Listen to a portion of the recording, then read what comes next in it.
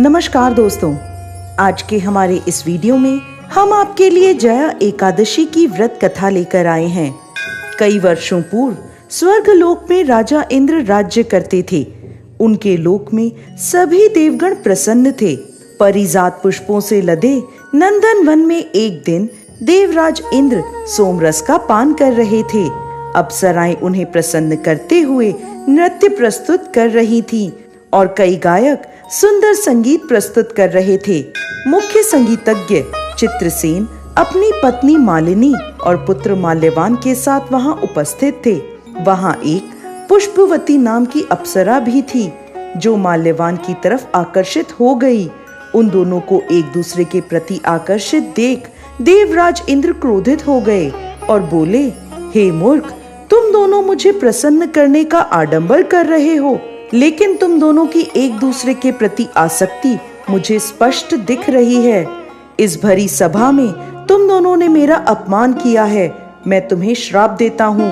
तुम दोनों इसी क्षण पिशाच योनि धारण कर लोगे, पति पत्नी के रूप में मृत्यु लोक में जाओगे और वहां अपने पाप कर्मों का फल भुगतोगे।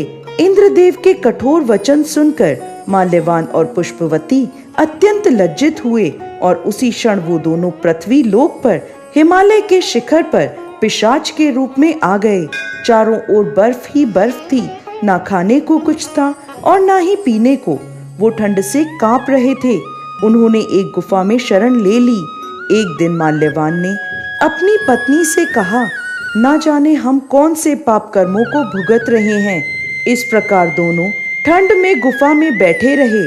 शीतलहरों के कारण उन्हें रात भर नींद नहीं आई और सारी रात जागते रहे।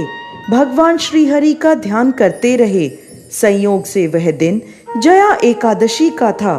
उस दिन कुछ भी ना खाने पीने और रात्रि जागरण करने से उन दोनों ने पिशाच का शरीर त्याग दिया और अपना दिव्य शरीर धारण कर लिया। एक दिव्य विमान उन्हें स्वर्ग ले गया।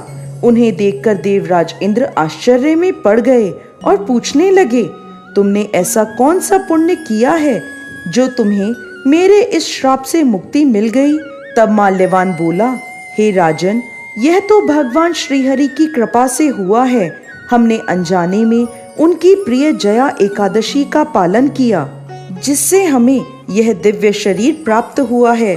यह सुन इंद्रदेव बोले, श्रीहरि की भक्तिमय सेवा से मैं तुम्हें स्वर्ग में पुनः स्थान प्रदान करता हूँ। इसलिए मनुष्यों को इस परम कल्याणकारी जया एकादशी का निष्ठा और श्रद्धा पूर्वक पालन करना चाहिए। इस दिन किया गया उपवास जीवात्मा को वैकुंठ की प्राप्ति करवाता है।